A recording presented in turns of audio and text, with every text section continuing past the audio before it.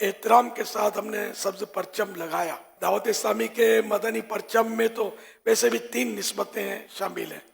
एक तो सब्ज गुम्बद शरीफ की निस्बत है, फिर यह कि बीच में गौस पाक के गुम्बद पर ये जो फिरोजी कलर और फिर इसमें कुछ नक्श बने हुए हैं, तो ये सरकार गौस आजम के गुम्बद शरीफ की हू बहू नकल है। और ये तीसरा जो है सरकार आला हज़रत रहमतुल्लाह अलैह के मज़ार पुरनवार का जो गुम्बद शरीफ है उस पर इस तरह कलर किया हुआ है, वाइट ब्लैक, इस तरह नक्श बने हुए हैं।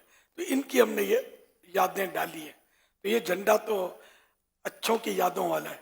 अब इसका तो एहतराम हर एक आशिक का दिल जानता है कि किस तरह करना चाहिए, ज़्यादा से ज़्यादा करना चाहिए। तो अब ये कि लगाया तो सही, अब उठाकर माज़अल्लाह को इधर फेंका उधर फेंका, नहीं, इसको भी एहतराम से जैसे कि निकालें, फिर ये कि इस तरह इसको गोल कर लें।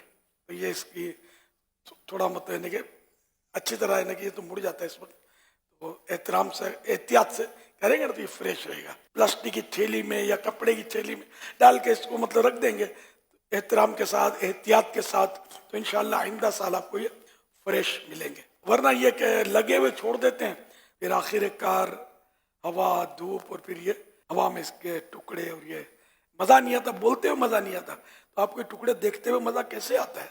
13वीं रात हो गई, 13 तारीख को सुबह इसको समेटना शुरू कर दें। बल्कि रातों रात अगर आमदोरफ्त पूरी हुई तो अब इसको आप समेटना शुरू कर दें और बत्तियां वगैरह उतार कर इसको महफूज कर लें। बाज़ लोग दिन दिहाड़े भी जला रहे होते हैं, बस सो जाते हैं रात को, लोग चले गए तो बत्ती भी चली गई, इसकी भी छुट्टी।